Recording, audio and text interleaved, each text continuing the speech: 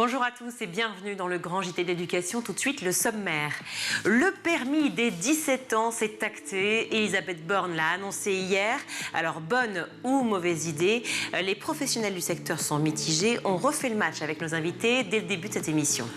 Deuxième partie d'émission, on recevra l'ambassadeur de l'Union européenne pour le pacte climat qui œuvre notamment pour éduquer les jeunes aux enjeux climatiques. Ensuite, ce sera l'heure de retrouver Manika Ménard dans Souvenir d'écolier. Et cette semaine, elle reçoit l'ancien candidat à la Star Academy, le chanteur Stanislas. Mais tout de suite, place à l'actualité en bref avec Loïc Landreau.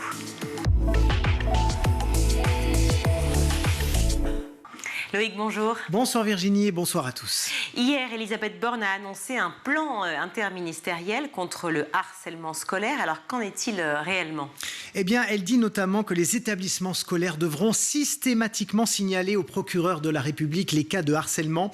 La Première ministre souhaite également fluidifier le chemin entre le moment où l'élève et les parents évoquent ces problèmes-là à l'établissement et le moment où la plainte est déposée afin que chaque dossier soit réellement suivi. Elle a également confirmé que ce sont bel et bien les auteurs de harcèlement qui devront quitter l'établissement et non plus les élèves harcelés et que les sanctions, tout comme les peines pénales contre les agresseurs, pourraient être alourdies. Ça, c'est encore en discussion. Il y aura également, dès la rentrée, une sensibilisation à l'usage des réseaux sociaux dans tous les collèges pour les élèves de 6e. Et enfin, Elisabeth Borne souhaite mettre la pression sur les géants du numérique pour les obliger à retirer les contenus relatifs au harcèlement. Elle demande enfin à ce qu'il y ait sur chaque application un bouton pour signaler ce type de publication. Autre annonce d'importance au cours de cette longue interview à nos confrères de Brut, eh bien les jeunes pourront bel et bien passer leur permis à l'âge de 17 ans. Vous allez vous en parler dans un instant. Dès janvier 2024, parmi les arguments avancés par Elisabeth Borne, c'est la possibilité en fait donnée aux jeunes en apprentissage de trouver des entreprises un peu plus loin de chez eux, donc d'élargir les opportunités. Mais du côté des associations qui se battent notamment pour réduire les accidents, cette annonce ne convainc pas. On va écouter Anne Lavaux, déléguée générale de l'association Prévention routière. Elle était ce matin sur France Info. Il y a un problème de maturité par rapport au risque à cet âge-là. Et puis, la deuxième chose, c'est que ça augmente l'exposition au risque d'une tranche d'âge qui paye déjà un lourd tribut sur la route. On considère que la maturité psychologique par rapport au risque, et surtout chez les jeunes garçons, c'est 25 ans. Et plus sûrement le moment de la première paternité.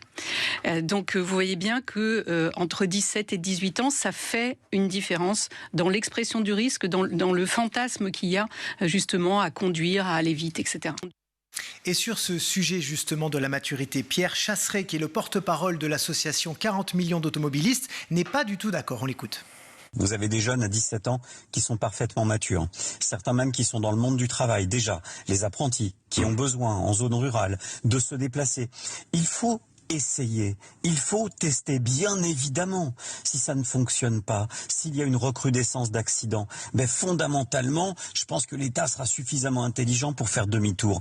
Mais pour une fois qu'on dit du bien de ce permis de conduire, de cette voiture, parce que pas de mobilité, on a essayé, c'était le confinement. Eh bien l'inverse, c'est la mobilité proposée aux jeunes à partir de 17 ans qui va permettre une évolution positive. Elisabeth Borne qui a également précisé que l'aide de 500 € actuellement versée aux apprentis pour financer leur permis sera élargie aux élèves des lycées professionnels. On continue Loïc avec un chiffre, 1264, c'est le nombre de postes non pourvus au concours externe de professeurs des écoles. Oui, je vous propose quand même de commencer par une petite réjouissance. Au total, cette année, 84,5% des postes offerts ont été pourvus contre 75,7% en 2022. Voilà, elle est là la réjouissance, mais effectivement, il y a encore des académies très déficitaires. Les plus touchées sont celles de Versailles avec 578 postes non pourvus, Créteil avec 561 professeurs manquants et enfin la Guyane avec 115 postes vacants. Hier, le syndicat SE-UNSA a réagi dans un communiqué de presse, je le cite: « La crise du recrutement est devenue une véritable hémorragie que rien ne vient stopper. L'école publique est aujourd'hui en urgence absolue. Il est vital que le ministère de l'Éducation nationale réagisse et prenne des mesures concrètes et réellement efficaces. » Et justement, de son côté, le ministère a déjà annoncé qu'il allait répondre à une des demandes des syndicats, à savoir recourir à des candidats inscrits sur les listes complémentaires. Donc ce sont ceux qui ne sont pas reçus au concours cette année, mais qui sont néanmoins bien classés.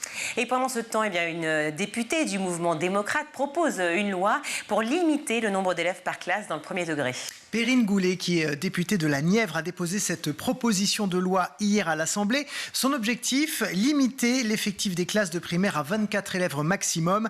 Dans les territoires, si la moyenne nationale s'établit à 24 élèves par classe comme précité, des disparités sont observées, dit-elle. Certaines communes comportent des classes à plus de 28 élèves et parfois avec 3 à 4 niveaux de cycle d'enseignement différents au sein d'une même classe. Alors pour les classes multiniveaux, Perrine Goulet préconise 22 élèves maximum pour 2 niveaux, 20 élèves pour 3 niveaux, 18 pour 4 niveaux et 16 dans le cadre de classes à 5 niveaux, ce qui peut exister dans les zones rurales ou montagneuses. Et c'est une proposition de loi qui serait financée par une taxation supplémentaire du tabac. On termine avec une session du Service national universel, le SNU, qui vire à la catastrophe. 13 adolescents ont été pris de malaise et 3 ont été obligés d'être emmenés à l'hôpital après être restés 1 heure immobiles sous 30 degrés. C'était dimanche, une centaine de jeunes qui participaient à un tour de France d'une semaine dans le cadre du SNU se recueillaient devant une stèle en hommage à 4 hommes fusillés par les Allemands en août 1944. Et donc certains d'entre eux ont nécessité des soins d'urgence, souffrant notamment de déshydratation. Merci Loïc.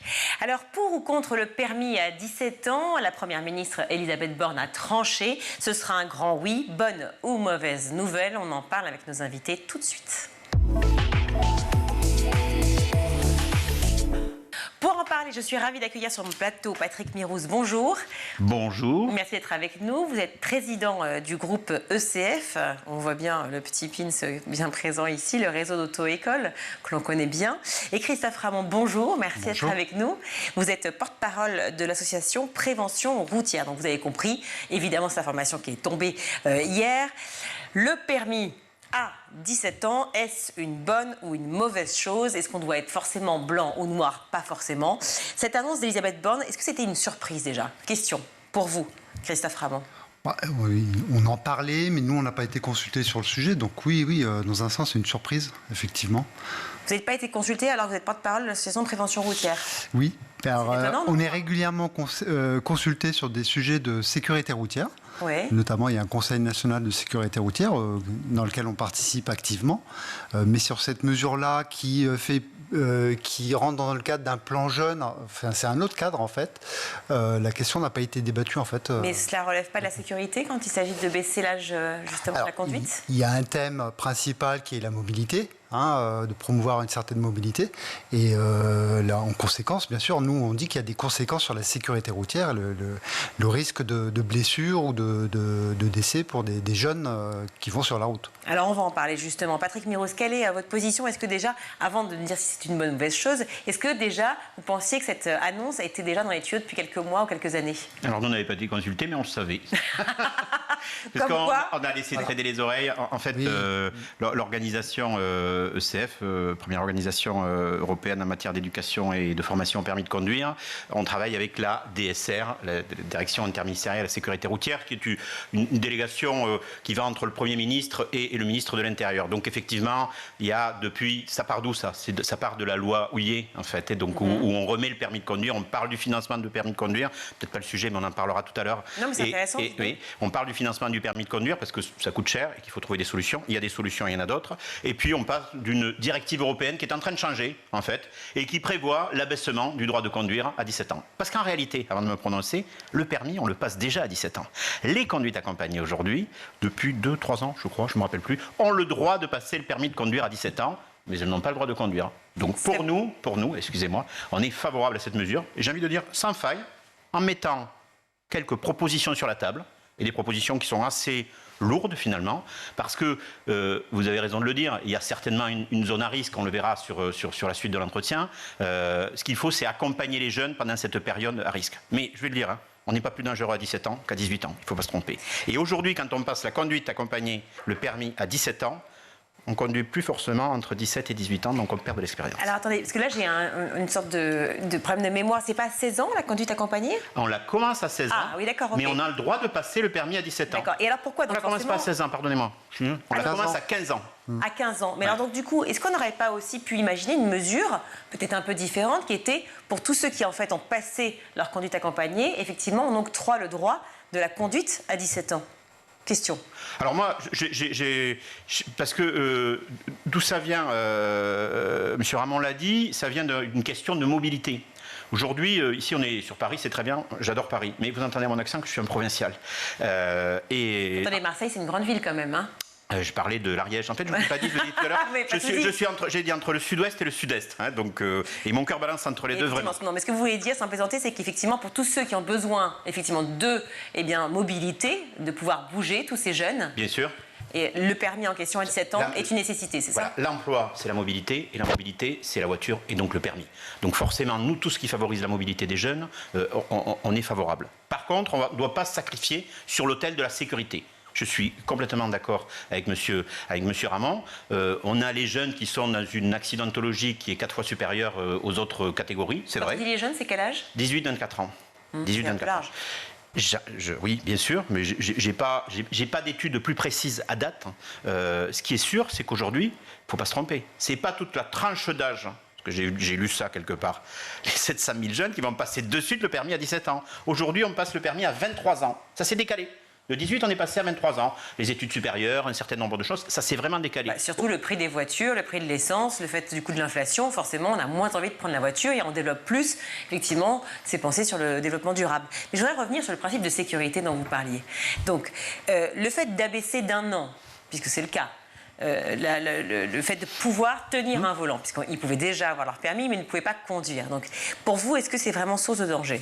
Et pourquoi ? Ce qui est dangereux, c'est pas tellement le fait de tenir un volant, si vous voulez, puisque dans le cadre de la conduite accompagnée, c'est hyper sécurisé. Il y a très peu d'accidents de jeunes en conduite accompagnée.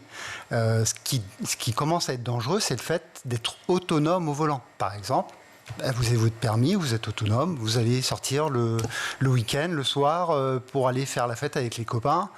Vous prenez autrement des risques si vous y allez tout seul que si vous êtes accompagné par un adulte.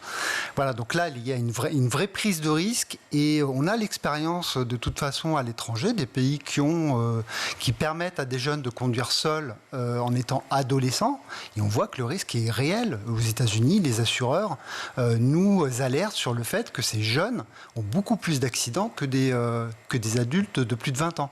Donc il y a un vrai risque. En Grande-Bretagne, c'est un peu particulier. On a aussi le permis est accessible à 17 ans, mais il y a un mais, c'est-à-dire qu'en général, on s'inscrit, on obtient un permis d'apprenti, et là, on doit conduire 6 mois en conduite accompagnée. Quand vous dites d'apprenti par rapport à la conduite, par rapport au permis, hein. Oui, en fait, le schéma est différent. On s'inscrit, on obtient son test théorique, et ensuite, on fait au moins 6 mois en conduite accompagnée. Après, on passe ses épreuves pratiques. C'est comme une sorte de conduite accompagnée en accéléré.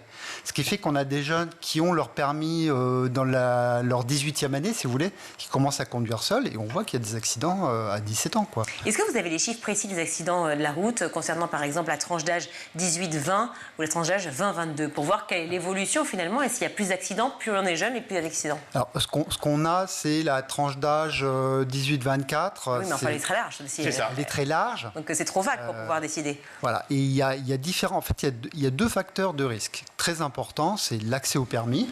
J'ai mon permis, je peux conduire seul, donc je vais emprunter le véhicule de mes parents ou de mon frère, ma sœur. Je vais l'utiliser occasionnellement. Mais après, il y a la deuxième étape, c'est qu'on achète un véhicule, et là, on va l'utiliser beaucoup plus intensément, on va aller beaucoup plus loin, on va l'utiliser la nuit, voilà. Et là, on prend encore plus de risques. Donc il y a ces 2 phases. Est-ce qu'il y a des dispositions possibles aussi pour peut-être limiter la conduite, par exemple, après 20 heures pour tous les jeunes qui ont 17 ans? On peut tout imaginer du côté restrictif. Mais avant, je voudrais dire qu'on n'a pas plus de risques à 17 qu'à 18. Ça, c'est la première des choses. Vous savez, quand on apprend à conduire, on connaît le CEF des jeunes permis, on en fait passer tous les ans, quoi, en fait. Et on connaît bien cette cible-là des jeunes, qu'on adore d'ailleurs. Une zone à sur-risque qui est dans les 3 à 6 mois de permis. Et il faut travailler sur cette zone. Plutôt que d'aller mettre des restrictions qui finalement, voilà, parce qu'on pourrait les mettre pareil à 18 ans. Pourquoi on ne fait pas? J'allais vous dire, on ne fait pas à 18 ans? Parce qu'on passe à 17 ans et à 18 ans, on ne le met pas. Dans cette période à risque, il existe un dispositif aujourd'hui qui est peu connu et qui n'est pas très utilisé, qui s'appelle le rendez-vous post-permis. C'est quoi ce rendez-vous? C'est une journée de sensibilisation, d'échange. Une fois que je suis dans la période à risque, que effectivement j'ai acquis de l'expérience et je vais peut-être prendre des risques par rapport à de la surconsommation, par rapport à de la vitesse, par rapport aux limites du véhicule, de l'homme, de l'environnement, c'est faire une journée. On parlera de financement plus tard. Hein. C'est faire une journée où on vient échanger. Ça existe déjà. Il y a beaucoup. Nous à l'ECF, on fait pas mal de journées de perfectionnement, de rendez-vous post-permis. Et effectivement, ça permet d'apaiser ça. Mais je voudrais revenir, parce qu'on a parlé sur la conduite accompagnée tout à l'heure. Nous, au-delà de ça, on propose plus. On propose effectivement d'assortir à 17 ans ce rendez-vous de perfectionnement obligatoire, post-permis, mais aussi on propose de développer la conduite accompagnée à partir de 14 ans. Nous, on baisse tout à l'ECF. C'est clair, c'est comme ça, l'autonomie. Si je vous suis, est-ce qu'on pourrait mettre aussi le permis de conduire à 16 ans, comme on pense aussi, par exemple, le droit de vote à 16 ans? Après, il y a peut-être un côté où on est large, mais on peut se rétrécir quelque part. Allons-y, pas à pas, step by step, donc on descend les marches une à une. On ne va pas le faire demain matin. Je vous le dis dans la réflexion, typiquement celle que vous venez d'évoquer, qui est de dire à un moment 18 ou 17, ça ne change rien. Bah alors pourquoi pas 16 ans dans ces cas-là? Parce que 1, c'est moins que 2, quoi. Bon, revenons là-dessus. Nous reviendrons là-dessus tout à l'heure. Le Marseillais sur le plateau. Non, mais bon. Non, mais d'accord. La conduite accompagnée à 14 ans, juste un mot, c'est que on pourrait imaginer quelque chose, parce qu'aujourd'hui, il y a un questionnement qu'on a par rapport aux nouvelles mobilités. Il y a des nouvelles mobilités. Aujourd'hui, il y a ce qu'on appelle les quadricycles à moteur de moins de 50 cm3, les petits véhicules qu'on appelle les voitures sans permis, les 100P. Et nous, on a une expérimentation qu'on est en train de mettre en place, et j'espère qu'il sera probante d'ici la fin de l'année, où on va faire une conduite accompagnée autonome. Vous voyez, nous, c'est autonome. C'est-à-dire que je fais ma conduite accompagnée, je fais ma formation initiale, puis en école de conduite, puis je vais conduire avec les parents une grosse voiture en période d'accompagnement, et j'ai le droit de conduire une voiture sans permis. Parce que là, ça répond à mes besoins de liberté, de divertissement.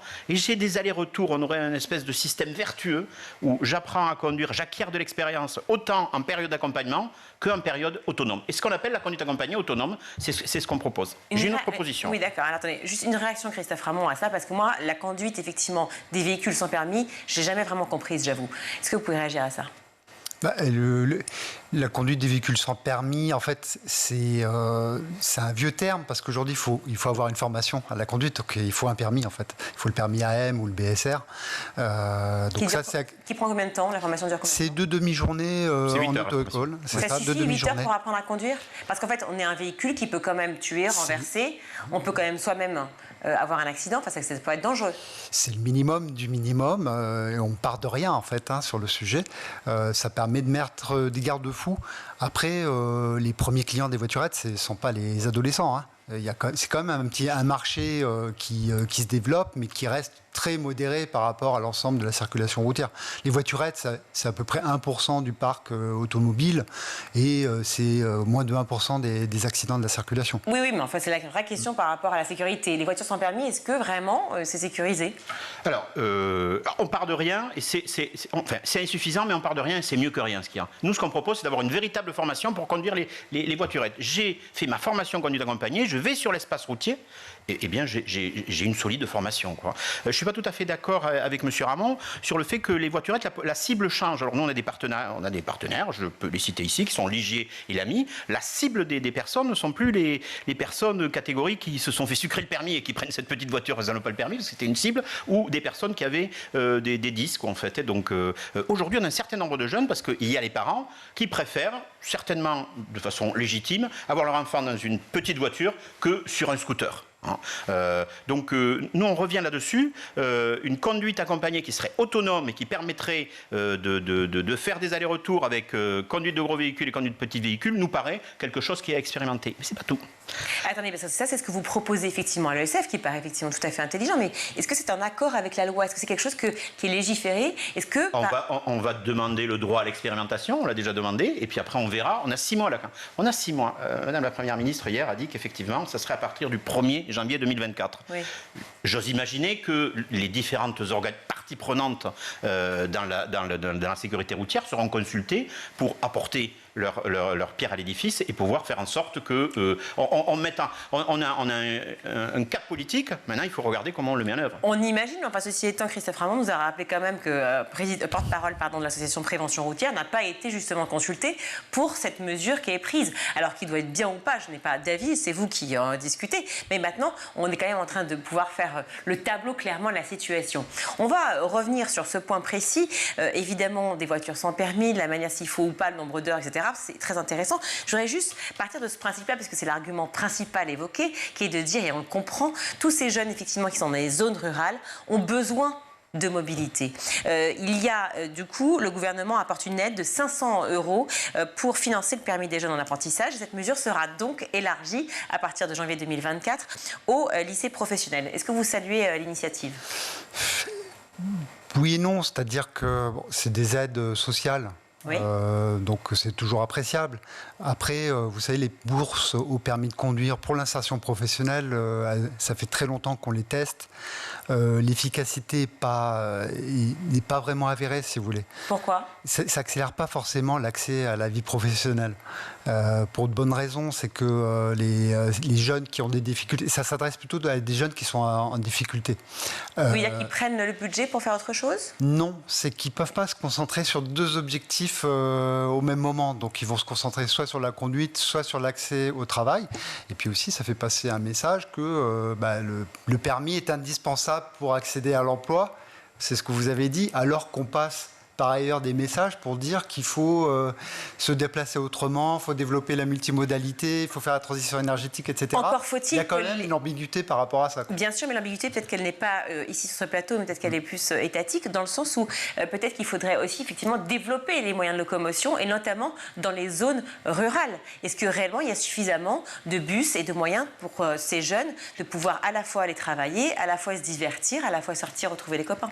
Oui, il y a le covoiturage, il y a des transports en commun à développer dans les zones rurales, il y a beaucoup de choses à faire certainement. Donc, Le covoiturage, est-ce que c'est moins dangereux réellement ? Est-ce qu'on part avec des gens dont on ne sait pas si réellement ils conduisent bien ? Et en fait, il y a un contrôle social lié au covoiturage, vu qu'on est plusieurs dans le véhicule, qu'il y a qu'un seul qui tient le volant et les pédales. Hein. Voilà, que quand on est covoitureur, on est jugé par les personnes qu'on transporte, on peut être noté, s'il y a un problème, l'information va remonter, donc il y a une responsabilisation des conducteurs, oui.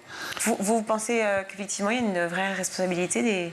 Certainement, mais c'est pas ça qui me fait réagir. Moi, ce qui me fait réagir, c'est que je sais bien qu'on veut moins polluer, qu'on veut diminuer les émissions de gaz à effet de serre. D'ailleurs, nous, je voudrais vous rappeler qu'on développe l'apprentissage de la conduite sur simulateur. C'est le premier niveau de plus en plus, on le développe sur simulateur. Et parce que le digital, et on modernise nos activités. Mais quand vous êtes dans un département que je connais un petit peu, qui s'appelle l'Ariège, que vous êtes apprenti, que vous commencez à 4h du matin et que vous êtes à 25 km, les bus, les transports en commun ou le blablacar, ça n'existe pas. Bien sûr. Ça n'existe pas. Donc la mobilité et la voiture, c'est l'emploi. Je le maintiens parce que on a souvent l'impression de dire, et c'est absolument pas pour vous, monsieur, que on prend des références sur des grandes villes. La France est fait d'un grand tissu. Oui, mais si vous voulez, vous dites il faut permettre à des jeunes de 17 ans de prendre des risques pour aller faire leur apprentissage. Pourquoi ce risque doit reposer sur ces jeunes ? C'est à la société aussi de s'organiser pour permettre l'apprentissage de manière générale et sécuriser les transports de ces jeunes. Et le temps que leur société s'organise, créer des moyens de transport, comment font ces jeunes pour pouvoir justement se déplacer ? Ma critique, c'est que vous partez de cas particuliers qui sont de vrais besoins, mais la solution va s'appliquer à l'ensemble, à une classe, à une génération entière. Et ça, c'est un problème. Là, automatiquement, vous allez augmenter l'exposition au risque et il y aura plus de jeunes tués sur nos routes. Et c'est le constat qu'on va avoir. Patrick Mermoz, oui. Ce que je propose, justement, vous avez certainement raison qu'on a peut-être une génération pour s'organiser. Mais là, il faut réagir. Parce que le temps, il passe, il ne nous attend pas. Et l'économie, elle ne nous attend pas non plus. Aujourd'hui, le seul moyen qu'on trouve pour accompagner et pour éviter cette période à risque, c'est d'accompagner les jeunes. Et moi, ce que je propose, et je ne suis pas le seul, vous savez, il y a 35 ans de ça, mes ancêtres à l'ECF, ils ont prôné la conduite accompagnée. Vous savez ce que disait une partie de la profession ? Je ne sais pas ce que disait la prévention routière. Hein. Conduire à 16 ans, mort au volant. Et aujourd'hui, on fait les louanges de la conduite accompagnée. Moi, ce que je propose, c'est de voir plus loin. Plus on fera en amont l'apprentissage de la conduite, plus on induira des attitudes et des comportements positifs. C'est ça qu'il faut faire. Et je dis qu'à 14 ans, on a certainement plus envie de conduire, on est certainement plus malléable qu'à 17 ou qu'à 18. Est-ce que 14 ans, ça coûte plus cher de commencer en fait à 14 ans sa conduite accompagnée par rapport à effectivement à un jeune qui passe ce permis ? La conduite accompagnée est le dispositif et la filière qui coûte le moins cher. On prend moins d'heures de conduite. une dizaine d'heures en moins que le D'accord. permis classique. Ouais. On réussit plus vite à l'examen et on a le permis dans des proportions plus grandes. Donc forcément, c'est quelque chose qui est bénéfique et vertueux. C'est pas fini. C'est pas fini. Les financements aujourd'hui, sur le permis de conduire. Sur le permis de conduire aujourd'hui, vous avez le marché du permis de conduire, je ne veux pas être trop technicien, c'est 1,9 milliard. Aujourd'hui, il y en a à peu près 850 millions qui sont financés. 500 millions par le CPF, on a oublié. Le compte personnel de formation qui finance 500 millions. Le reste, c'est des aides pour l'emploi. Et il reste à peu près la moitié à financer. Et on a des propositions à l'ECF en collaboration avec un syndicat professionnel qui s'appelle l'UNIDEC, de créer un compte personnel de mobilité qui pourrait être abondé par toute la famille, et qui pourrait être abondé aussi par les sociétés d'autoroutes. Les pétroliers, j'ai pas l'impression qu'ils fassent des pertes en ce moment. Peut-être qu'ils les assureurs, je l'espère, et je leur fais un appel aux plus grands pétroliers français. Une cagnotte, un livret d'épargne, permis de conduire, un passe-permis. On a tout un tas d'outils à développer pour financer le permis. Mais ce que je veux dire aujourd'hui, c'est qu'un apprentissage long comme ça, il ne va pas coûter forcément plus cher. Donc on a très bien compris, hein, même si on déplore le fait qu'il n'y ait pas assez de mobilité de manière générale dans les zones notamment rurales. Enfin, on a très bien compris qu'effectivement il y avait un véritable enjeu pour tous ces jeunes qui ont besoin de se déplacer. Mais certes, on revient sur l'aspect sécuritaire qui est quand même le problème principal, évidemment, et qui vous préoccupe, je l'imagine, tout autant que Christophe Ramon. Comment fait-on pour expliquer à un jeune, qu'il est 17 d'ailleurs, 18 ou 20, que eh bien, le verre de trop, ça ne marche pas, qu'une conduite avec la musique à fond, forcément, c'est pas toujours bien. Comment fait-on pour en fait amener de la formation et de l'apprentissage sans être rébarbatif, sans être tout le temps face à un policier ou face à quelqu'un qui soit en réprimande? La conduite accompagnée, c'est quand même un cadre vraiment idoine pour ça. C'est-à-dire, on va apprendre sereinement la conduite, on va multiplier les expériences, on va conduire sur autoroute, l'hiver, enfin dans tout type de situation. Il n'y a pas que, enfin, par conduite accompagnée, il y a la conduite, celle qu'on connaît habituellement, hein, on conduit avec ses parents, mais on a aussi la conduite encadrée dans le cadre professionnel. On peut développer tous ces dispositifs pour permettre à des jeunes de conduire et d'acquérir de l'expérience. Il faut plus d'examinateurs, plus d'inspecteurs du coup? Il faut le nombre d'inspecteurs ou d'examinateurs, il dépend de la classe d'âge, si vous voulez. Puisqu'il y a à peu près, il y a quasiment toute une classe d'âge qui passe le permis chaque année, c'est 1 million. 3. Voilà, l'an dernier c'était beaucoup, effectivement, parce qu'il y a un rattrapage lié au Covid où il y a eu un trou dans les passages de permis. Donc ça dépend de la classe d'âge. Une classe d'âge, c'est 800 000 Quand on voit des villes qui deviennent plus vertes et qui prônent le vélo, la trottinette, on voit qu'il y a autant d'accidents, si ce n'est plus. Enfin, le nombre d'accidents est aussi important. Je voudrais revenir là-dessus. Juste un mot sur le besoin d'inspecteurs. Bien sûr qu'il y a besoin d'inspecteurs. Moi, je me félicite de la décision du ministre Darmanin du mois d'été dernier qui a dit on embauche 100 inspecteurs complémentaires. Oui. Je suis juste un peu frustré que ce se fasse sur les 4 prochaines années, quoi, en fait. Et donc, ce qui fait 25 par an et qui vient un peu apaiser la mesure. Mais je sais qu'il y a des postiers qui ont des missions, qui sont attribuées. Tout ce qui, voilà. Moi, je peux vous dire que j'ai un certain nombre de collègues dans des zones précises, parce que aussi, les inspecteurs, ils sont malades, ils sont mutés. Enfin bref, il y a tout un tas. C'est une organisation, hein, et des fois, ça vient faire un dysfonctionnement par rapport aux besoins des élèves. Je voulais juste dire pour l'histoire des nouvelles mobilités, là, on voit, à Paris, je ne sais plus conduire dans Paris, moi je vois les overboards, du gyropode, il faut aller chez ECF les trottinettes. pour apprendre. Justement, c'est pas à moi qu'on va apprendre, c'est à ceux qui conduisent ces engins-là, qui ne respectent rien, qui montent à deux, qui sont au portable, qui traversent. Oui, mais c'est pareil pour la voiture sans permis. Je trouve que c'est la même chose. C'est-à-dire que conduire un vélo, une trottinette, une voiture sans permis, dans tous les cas de figure, il faudrait plus de formation, non? Je me réjouis que je me sens pris, vous me l'avez sorti, j'allais juste vous le dire. C'est également notre position, c'est-à-dire que les trottinettes électriques, ces engins électriques sont des véhicules à moteur cyclomoteurs. Il devrait avoir une formation obligatoire. Il faudrait le caler sur le BSR comme le cyclomoteur, c'est-à-dire l'accès à 14 ans, une formation obligatoire, le casque, voilà, des obligations qui seraient légitimes. Parce qu'on passe le permis piéton à l'école, par exemple, au collège. Oui, alors ça c'est une formation, il n'y a pas de permis. Ça peut être effectivement quelque chose qui fait sourire, mais enfin, c'est une façon aussi de sensibiliser les jeunes, effectivement, au danger de la rue. On pourrait aussi, de la route, on pourrait aussi imaginer, effectivement, pourquoi pas une formation à ce sujet. Effectivement, on pourrait s'étonner de dire qu'on oblige le code de la route rien qu'aux personnes qui conduisent une grosse voiture. Mais on vous met avec des vélos, des trottinettes, machin, sur l'espace routier où vous traversez. Alors, il y a eu certaines choses avant. Je repropose une troisième proposition, un troisième projet, c'est justement par rapport à ces nouvelles mobilités, c'est de faire 14 ans, ça devient un âge pivot pour nous, pour rentrer sur les nouveaux engins qui sont motorisés. Et c'est de faire un module de sensibilisation aux découvertes de tous les engins de mobilité. Parce que vous savez, dans une trottinette, on n'a pas idée que la voiture, à un moment donné, quand elle passe derrière, il y a un angle mort et on ne le voit pas. Un petit module de 3-4 heures qu'on va aussi expérimenter en partenariat avec des assureurs pour montrer 3-4 heures, c'est pas beaucoup, disponible dans toutes les auto-écoles de France et pour commencer à avoir de façon pratique le partage de la route. Parfait, merci beaucoup à tous les deux d'avoir été sur ce plateau pour parler effectivement de ce permis qui est abaissé, l'âge du permis, à 17 ans pour tous les jeunes en France. Merci beaucoup Christophe Ramon, porte-parole de l'association Prévention Routière, et Patrick Mirouz, président du groupe ESF Réseau d'Auto-École. Merci. Merci beaucoup. On marque une courte pause, on se retrouve.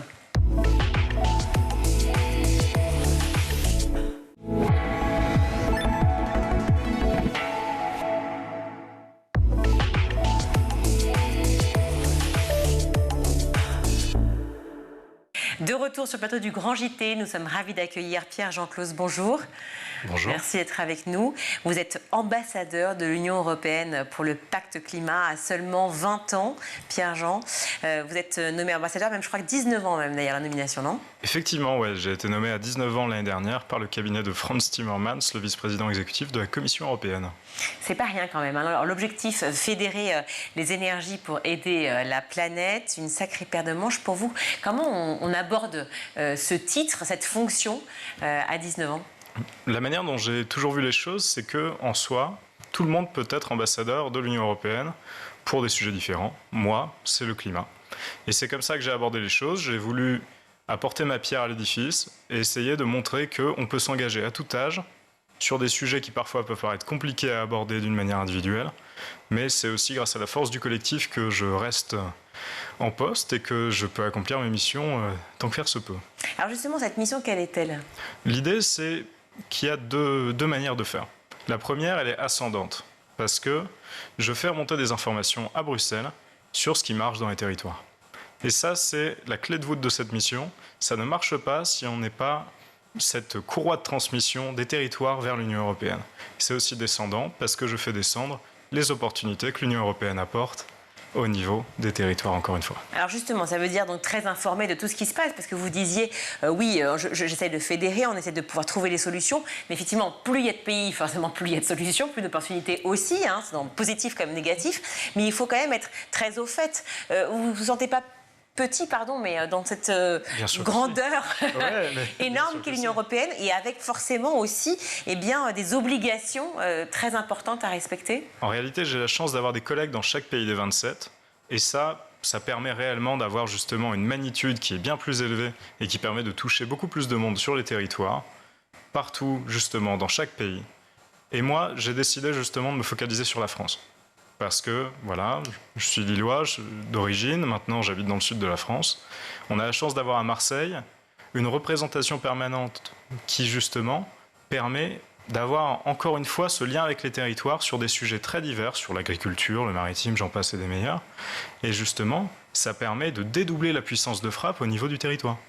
Vous êtes également président de Génération Maastricht, une association que vous avez créée pour promouvoir l'engagement de la jeunesse, notamment en faveur de l'environnement, justement au niveau européen. Comment est né cet engagement déjà? En fait, on le voit à 19 ans, effectivement, une fonction très importante. Génération Maastricht, vous l'avez créée il y a combien de temps? Il y a 3 ans à peu près maintenant, si je ne me trompe pas. Encore plus jeune, mais si vous n'êtes pas encore majeur. Donc l'engagement, et notamment sur l'écologie, il est né comment? Mais déjà, en fait, je viens d'un milieu justement qui n'est pas forcément très engagé politiquement sur ces questions-là, parce que du côté de ma mère, je viens d'une famille de mineurs polonais du nord de la France, et du côté de mon père, d'ouvriers automobiles dans le Doubs. Donc vous voyez, c'est pas entre forcément... mineurs et effectivement l'automobile, Voilà. c'est la question écologique, ça fait sens. Ça fait sens, mais ma famille n'était pas engagée sur ça. Et justement, j'ai pu remarquer, je ne suis pas vraiment dans l'incantation justement à dire tout le monde doit faire comme ça sur l'écologie et il n'y a qu'une manière de faire. Ma manière de faire, comme je l'ai fait avec Génération Maastricht, c'est de pouvoir fédérer les bonnes intentions et ensuite d'aller porter des revendications au sein des institutions internationales. Et je pense que c'est parce que justement, dans cet environnement, j'ai toujours eu la chance d'avoir eu des personnes qui ont pu me soutenir, qui ont pu être de bons mentors. Et bien voilà, j'ai envie de... Comme le dit justement le vice-président de la Commission européenne, j'ai envie que nous soyons de bons ancêtres. Ce matin, à la radio, Dominique de Villepin, qui est notre ancien Premier ministre, a parlé d'un ISF vert. Donc, on pourrait taxer l'ISF, l'impôt sur la fortune, ouais, pour financer justement tout ce qui est autour du climat. Qu'est-ce que ça vous inspire ? Il y a eu plutôt un bon écho sur cette idée-là. Mais je pense qu'il y a une bonne base de travail et sur ça, je veux vraiment être clair. Je ne donne pas une position au nom de la Commission européenne. Je parle en tant que personne, citoyen engagé sur ces questions. Vous êtes quand même ambassadeur, hein, attention. Évidemment. Ambassadeur de l'Union européenne, justement, pour le pacte climat. Il est schizophrène sur les plateaux, lui et l'ambassadeur. Je vous en prie, Pierre Jean-Claude. C'est une bonne idée. Je pense qu'il y a justement un travail à faire sur ces questions-là, pour qu'ensuite on puisse vraiment aller sur le fond des choses. Il y a eu un rapport, notamment le rapport Pisani-Ferry, qui a posé une base de travail au niveau français et au niveau européen. Et je pense qu'en écoutant ça, en écoutant les contributions des experts et des professionnels, notamment de l'économie, on peut aller loin. Mais il faut qu'on travaille ensemble pour faire ça. Alors les experts, tous ceux qui font l'économie et la politique, effectivement, à la fois au niveau français et au niveau européen, ça on l'imagine. Mais surtout, en créant Génération Maastricht, en étant ambassadeur de l'Union européenne pour le pacte climat à 19 et maintenant 20 ans, j'imagine que surtout l'engagement que vous attendez, c'est celui de vos camarades, en fait, de classe, de l'université. C'est tous ceux, en fait, qui ont entre 18 et 25 ans, ce qu'on appelle les jeunes, et qui, aujourd'hui, s'engagent clairement. C'est quand même le sujet numéro 1 pour la présidentielle. Absolument, justement, l'engagement des jeunes, c'est vraiment quelque chose de crucial. Et là, on est à une année des élections européennes qui ont lieu donc l'année prochaine, en 2024, en mai. Et je pense que la participation des jeunes au débat public sur les questions européennes, ça va être crucial et la mobilisation est nécessaire. Il faut vraiment que les jeunes s'engagent sur les questions européennes pour faire porter une voix spéciale sur des enjeux qui ne sont pas forcément défendus dans le débat public aujourd'hui et que l'on a nécessairement la possibilité d'aborder. Alors, je suis tout cœur avec vous, mais quand on voit qu'il ne s'engage pas déjà pour la présidentielle et pour la législative, comment vous espérez qu'il le fasse pour les européennes ? Je n'espère pas seul. Et ça, déjà, c'est pas mal parce qu'on est beaucoup de personnes dans des associations différentes, dans la société civile comme dans la vie active aussi, parce que l'engagement des jeunes professionnels dans leurs entreprises parfois, ou bien de personnes qui veulent s'engager pendant leurs études, c'est important. C'est de fédérer toutes les bonnes volontés. Et je pense que là, dans les stratégies d'engagement, si on donne plus de part au débat citoyen, à l'écoute et à la participation publique, c'est la clé. C'est ce que j'ai fait et c'est ce que je continue de faire. Vous avez un gros défi quand même, c'est de rapprocher l'Europe de nous autres, les citoyens, parce qu'on a l'impression toujours que c'est une institution très lointaine, pas très concrète. Pourtant, on la trouve bien présente quand même en ce moment, hein, l'Europe. Voilà, c'est ça. Et en même temps, notamment pour les retraites. Et en même temps, elle est effectivement très présente. On voit aussi que les élections européennes sont celles qui fédèrent le moins, ou en tout cas, on n'a pas forcément senti l'intérêt. Vous avez donc à expliquer ça, et c'est un gros boulot. Il y a un véritable travail de pédagogie qui est à faire, et je n'emploie pas le mot justement avec légèreté. Il y a vraiment un travail de fond qui doit être répété, et justement de montrer que les institutions européennes, c'est pas qu'une force de contrainte. Mais est-ce qu'elles en sont conscientes, là-haut, là-bas, à Bruxelles, que finalement il y a quand même un trou entre eux et les citoyens ? À Bruxelles, justement, on en a pris conscience. Et c'est bien l'intérêt, notamment, d'avoir nommé des ambassadeurs dans chaque pays des 27, parce que je tiens quand même à le rappeler, j'ai des collègues partout, justement, dans les autres pays de l'Union européenne, pour travailler sur les enjeux liés au pacte vert européen. Donc, toutes ces mesures qui font que l'Europe devrait être neutre en matière d'émissions de carbone d'ici 2050. C'est un objectif très ambitieux qui a été adopté par tous les États de l'Union européenne. Mais est-ce qu'on peut le tenir ? C'est ça la question. Pour le moment, on espère. vous parlez d'un de vos parents qui étaient donc mineurs, hein, c'est ça? Donc, c'est pas la génération de mes parents, c'est la génération donc de mes grands-parents. Grands-parents. Mais en tout cas, oui. Aujourd'hui avait lieu le sommet pour un nouveau pacte justement financier mondial organisé par l'Élysée. Et place du Trocadéro, ce matin, des militants écologistes étaient mobilisés. Ils appellent à faire sortir évidemment la finance mondiale, je dis évidemment selon eux, la finance mondiale de l'industrie des énergies fossiles. Quel est votre avis sur la question? Quelle réponse vous leur apportez? Je pense qu'il y a quelque chose de très important, notamment au niveau du sommet pour le nouveau pacte financier mondial. On voit que là, la société civile a été inclue dans justement la création des débats et dans la participation aux débats qui vont avoir lieu après. Pas assez à mon goût, mais je pense qu'on est beaucoup à partager justement ce point de vue sur ce sommet international qui réunit beaucoup de chefs d'État notamment. On voit qu'il y a des événements qui sont organisés en marche à l'UNESCO, à l'OCDE, et justement c'est l'idée, encore une fois, de fédérer toutes ces bonnes volontés. Et là, sur des sujets de fond comme ça, je suis encore partisan de la concertation, justement.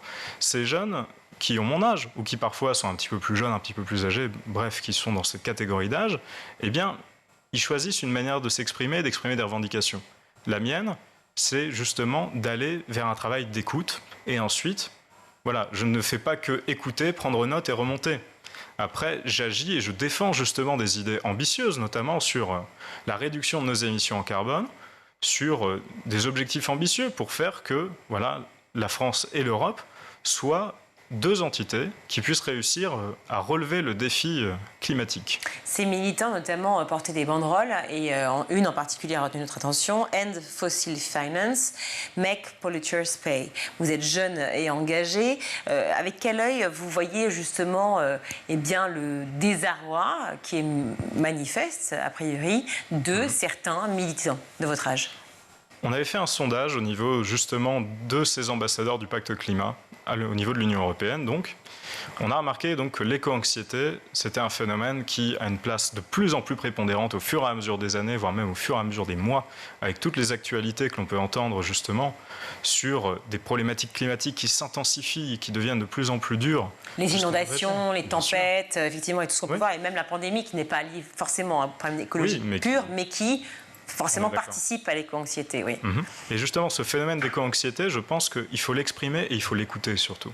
Et ne pas justement rester après lettre morte et justement ne pas permettre d'avoir cet engagement qui soit limité. Il faut justement que cet engagement continue à prospérer et à se diversifier par des méthodes justement qui sont diverses.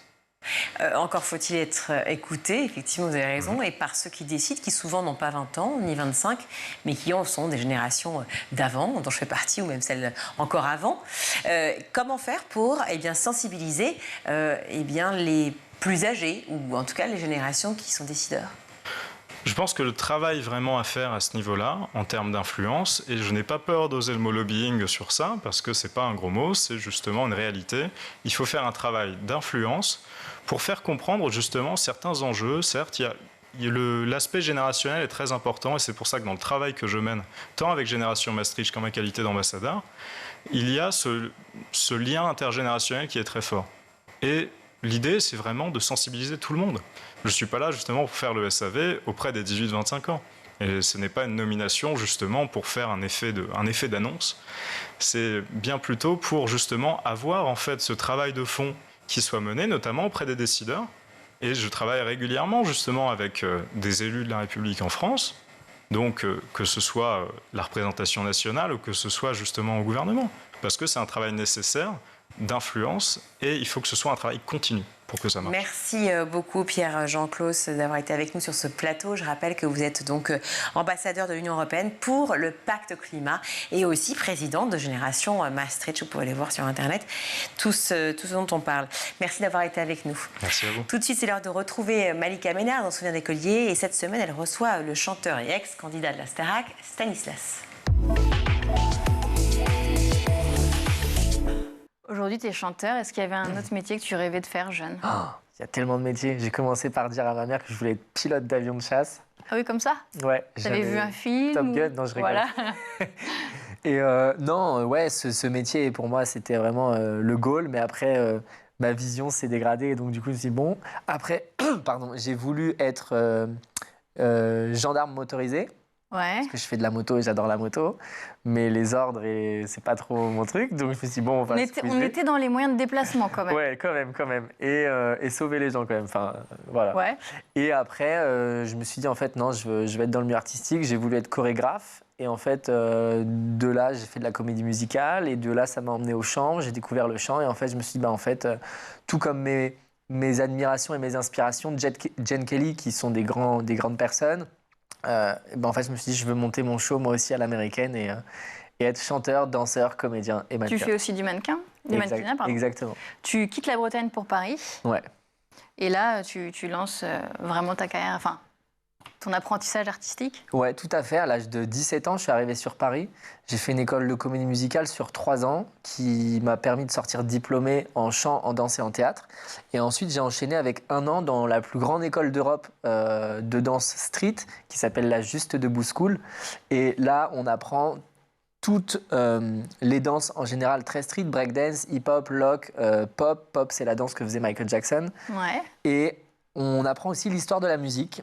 Et c'est ce qui me donne envie de groover et c'est ce qui me donne envie de... Parce que du coup, on passait nos temps à danser sur ce genre de chansons très groovy. Et je me suis dit, mais en fait, c'est ce qui manque en France, des chansons très groovy, très fun, qu'on savait faire avant. Et mon but, je me suis dit, en fait, c'est montrer aux Français qu'on est capable de ce genre de choses. T'as un vrai parcours artistique, vraiment complet.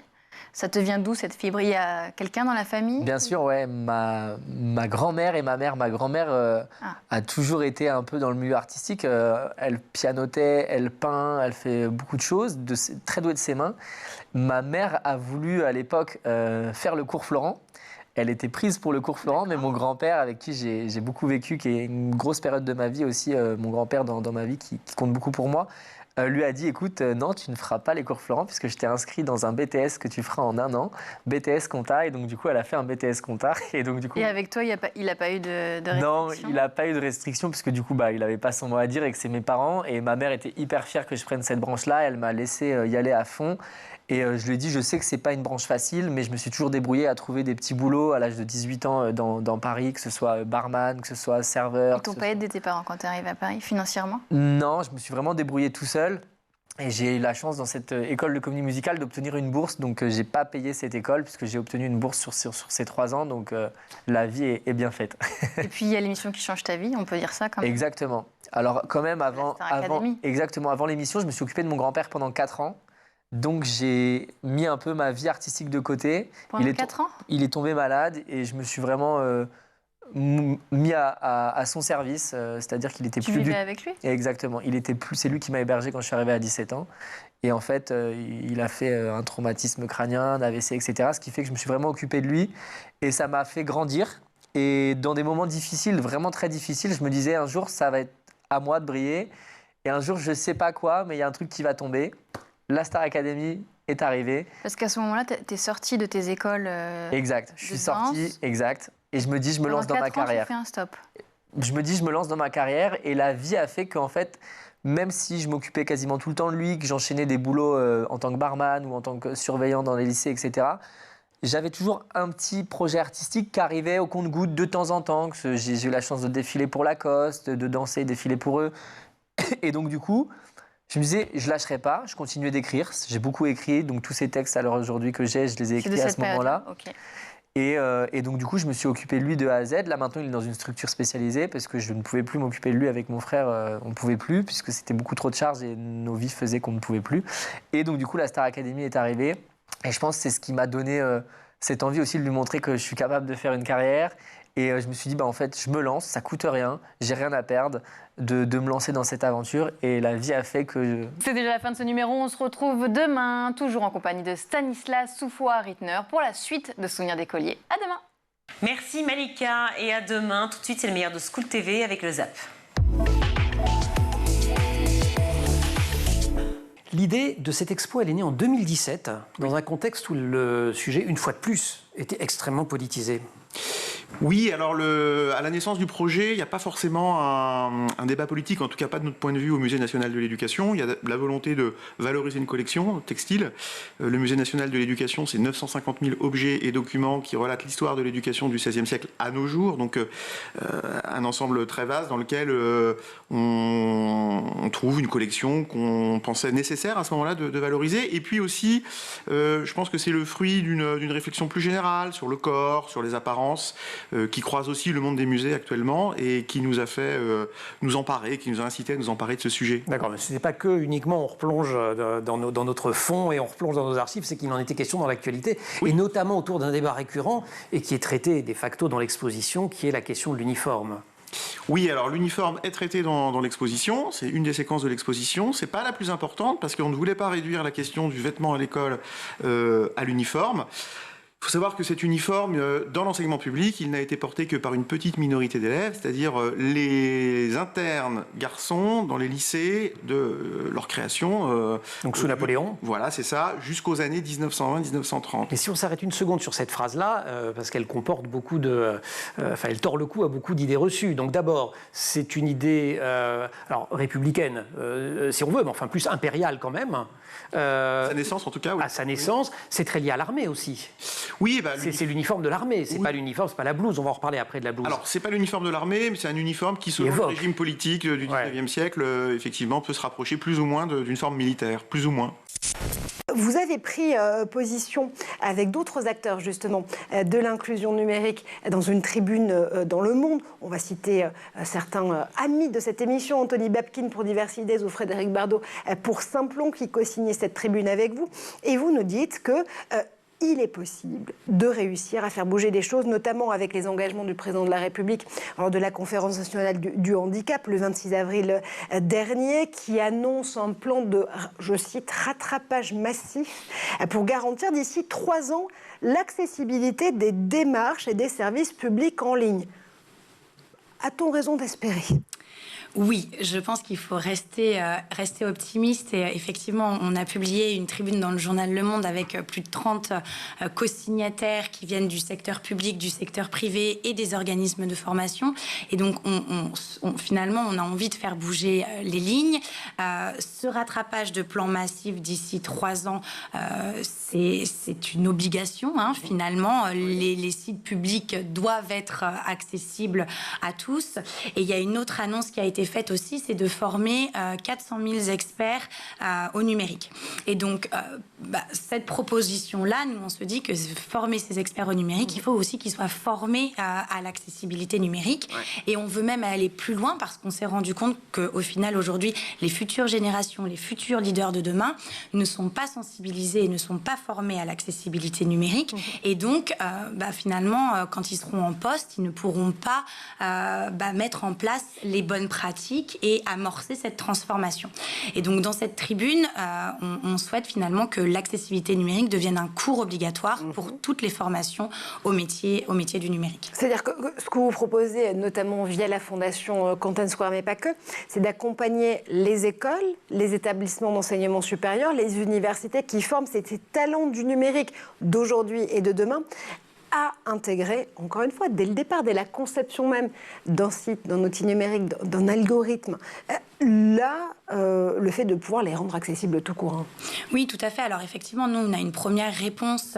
On offre, dans le cadre de notre mission philanthropique, une sensibilisation aux organismes qui souhaitent former leurs étudiants. Donc on a formé depuis janvier 2023 plus de 13 000 étudiants. C'est une sensibilisation aux basiques de l'accessibilité. Donc c'est une première réponse.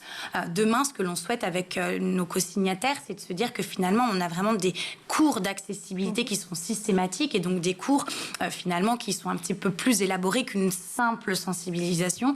Mais aujourd'hui, effectivement, c'est une première réponse que la Content Square Foundation apporte. On commence par quoi avec les élèves? Est-ce qu'on commence à leur apprendre les directions aux chiens, ne pas trop tirer sur la laisse? On commence par quoi?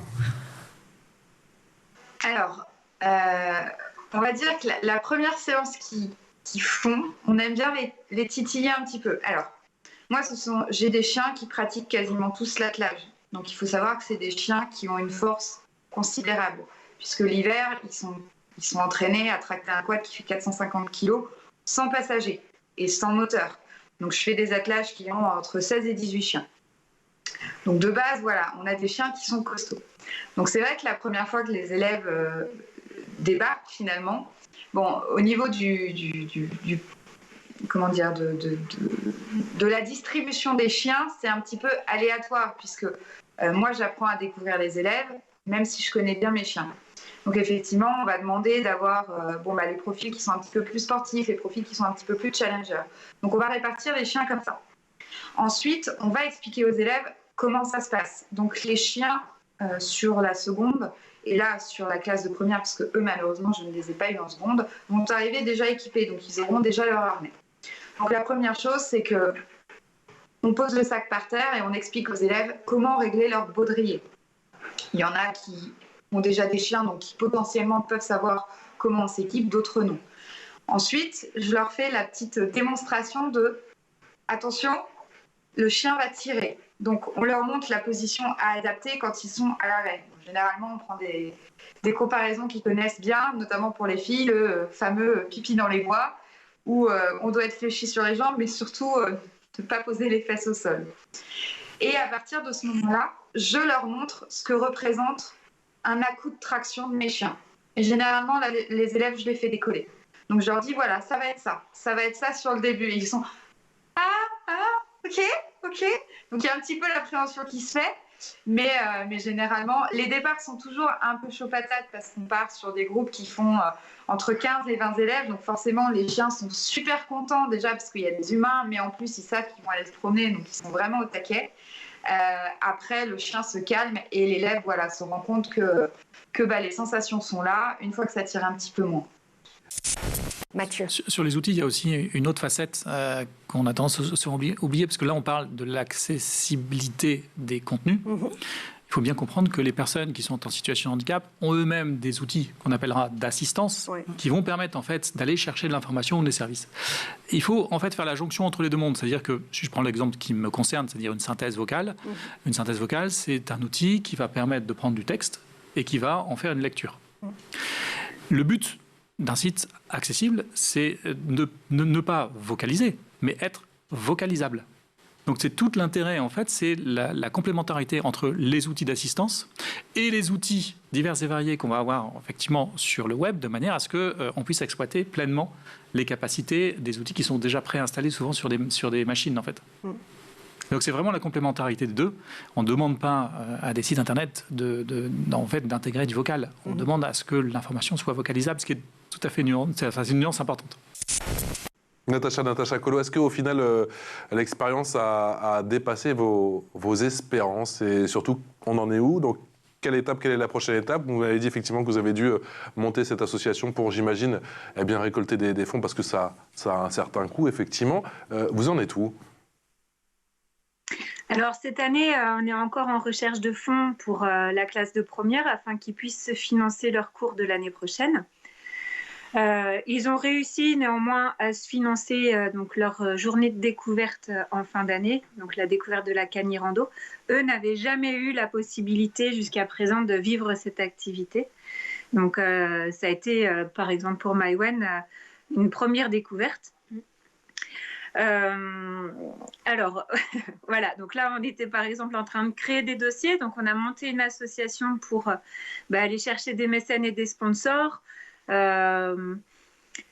pour plein de raisons. Parce que une association, ça permet aussi pour les mécènes et les sponsors d'avoir une défiscalisation. Voilà, donc les élèves, en fait, cette année, les élèves de première ont géré en partie l'association Projet Canicross en créant des dossiers de démarchage pour aller ensuite présenter leurs projets auprès des entreprises du secteur ou en faisant du mailing ou des appels téléphoniques. On les a répartis par commission. Ils ont aussi essayé de fournir les réseaux sociaux, Facebook, Instagram, etc., pour faire de la publicité. On a une cagnotte en ligne également. Enfin, voilà, donc il y a plein de choses qui se créent pour les aider à se financer ces cours. différentes ventes. On n'oublie pas que ce sont des futurs vendeurs, donc des ventes de gâteaux, des ventes de coffrets de Noël. Voilà, pour l'année prochaine, ils ont plein d'idées aussi pour continuer à se financer ce projet, notamment organiser des lotos, des tournois de foot, un vide-grenier dans l'établissement. Donc voilà, donc en fait c'est vraiment très riche en expérience. Là, je vous ai trouvé un prof qui joue du piano, qui joue de la guitare et qui accompagne ses élèves pour chanter. Son TikTok est rempli de moments privilégiés avec donc ses élèves. Ça fait plaisir à voir et à entendre. On écoute ? On écoute ? Ah bah oui. Allez.